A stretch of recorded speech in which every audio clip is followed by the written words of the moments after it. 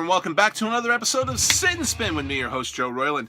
Today on the show, we're getting our heavy on again, something which we haven't done in a while, as we talk about the sophomore outing from all-star supergroup trio KXM, otherwise known as Doug Pinnick from King's X, George Lynch from Lynch Mob and Dokken, and Ray Luzier from Korn, and it's their second release, Scatterbrain, out on Rat Pack Records now.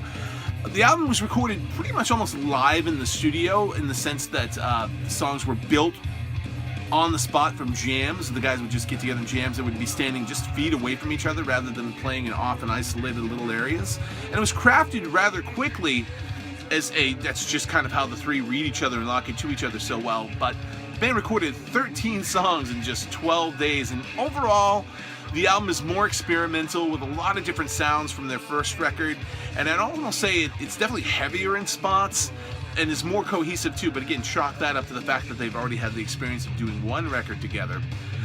The album fades up on the title track, which you're hearing right now, Scatterbrain, on this kind of slow, grinding guitar groove from George Lynch, before exploding into this pummeling riff led by Ray Luzier's drums, and then Doug Pinnick kind of doubles up in the low-end rhythms.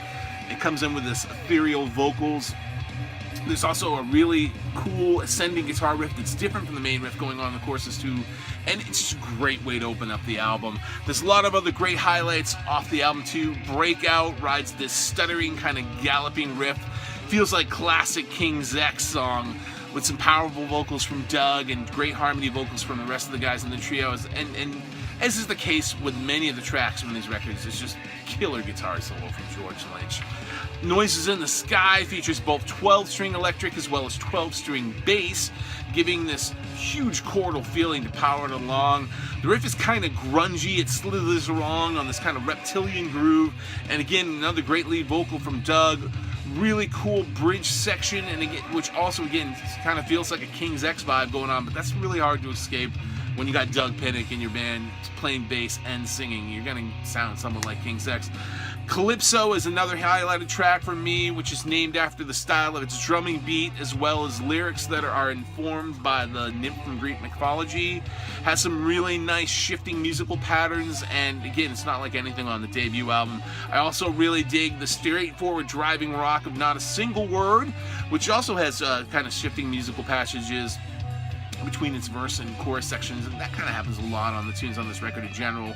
The funky chugging rhythms of It's Never Enough really work for me as well.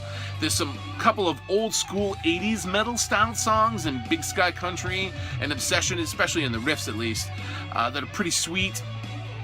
And further back than that even, the influence for True Believers off this album, the riff of that kind of brings to mind Led Zeppelin's Moby Dick, at least as far as what Jimmy Page was doing rhythmically, the guitar in that track. There's even some proggy elements to be found on the albums, especially on tunes like Stand. I also really like the message in the chorus of that song, where it says, when you stand for someone, it doesn't mean you're against someone else. Pretty cool message.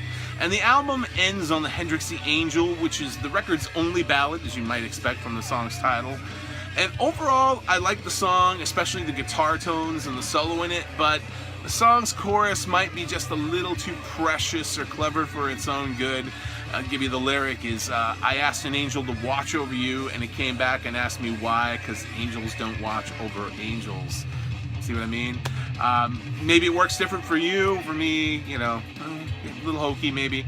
But if that's the worst I can say about this record, that's still pretty great, because all in all, another solidly consistent record from KXM. It's out now. Go and get it. I know my good friend Gino Ames over the River Day is going to be all about this record. So KXM, Scatterbrain, out now, Rat Pack Records. Go and check it out. If you want to find out more about the band, go and see their own page here on Facebook or on YouTube. There's plenty. If you're watching this from my YouTube page, there are a lot of really cool behind-the-scenes moments for the making of this album, as well as several videos from some of the songs I highlighted.